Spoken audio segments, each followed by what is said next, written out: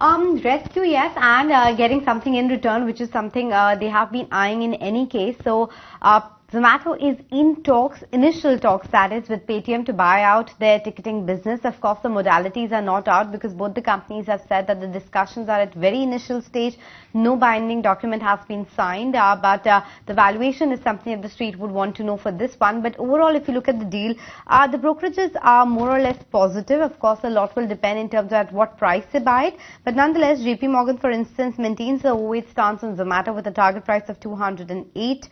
They say Zomato has been successful in some acquisitions such as Uber Eats India, Runner and Blinkit, of course, which has become the poster boy of the acquisitions at Zomato. Movies and live events can be seen as an eventual adjacent, something which is a corollary to dining out. So that's something that they like.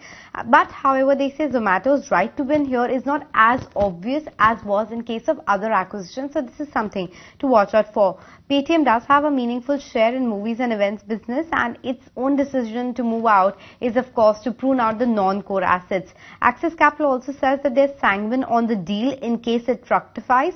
While the deal itself is relatively small, Paytm's ticketing business is closer to Zomato's in value proposition, and its history in strong execution is something which is liked by them.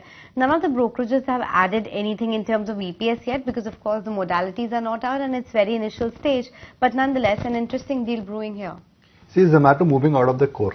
This is not the core business for Zomato. Look, anything on wheels, anything which was moving, I think it's something where Zomato has moved, which is from food delivery to, let's say, Blinkit. So what is the common theme here? Well, the common theme here is quick delivery, quick commerce or food delivery. The word delivery, I think, is something which they have mastered now and they've exhibited that.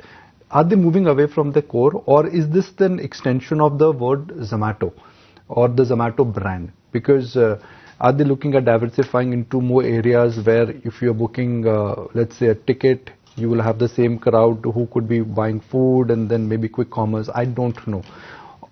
Let's see how this acquisition actually moves out. Zomato is sitting on comfortable amount of cash. So for them, even if one looks at what the media reports are indicating in terms of the valuation, it's not going to be a stress on their balance sheet per se.